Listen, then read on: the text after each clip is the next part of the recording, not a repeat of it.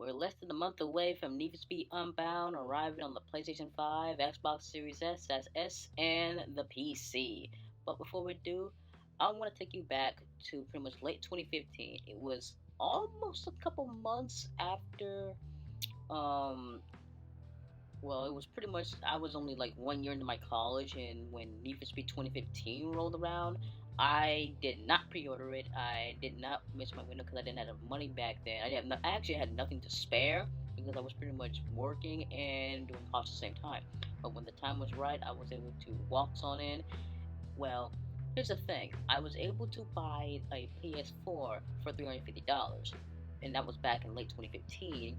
But um, to get Need for Speed, pretty much the deluxe edition, I ended up having to pre-order.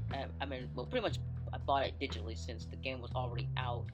Well, a couple months old, and it was pretty much after that particular Christmas break.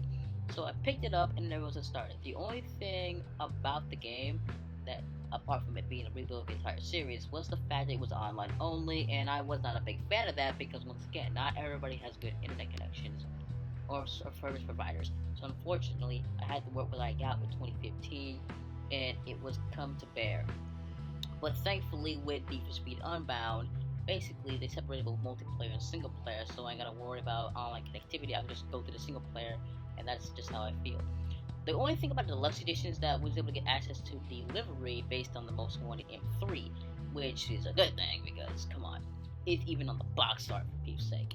But yeah, I was not expecting this entire thing to go down as far as the 2015 Reboot is concerned. That the only thing we got in terms of new cars was a couple hot rods and even the 2017 GTR Premium that all got added.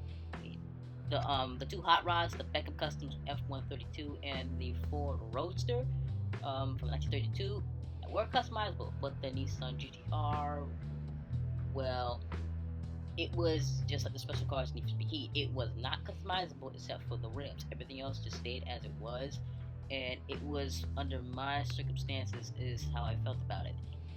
I felt as though that when I started playing it, I felt like I was playing Rivals, but more, toned down. Because the fact that Rivals was essentially built up on Most Wanted 2012, and what I'm playing here is essentially Rivals, but only next gen, only at the time. But by the time post-launch support for 2015 was over, I was up and ready to move on to the next game, which won't take long since, I was able to beat it, but I almost beat Preciso, but I stopped at some point because, life has its ups and has its downs.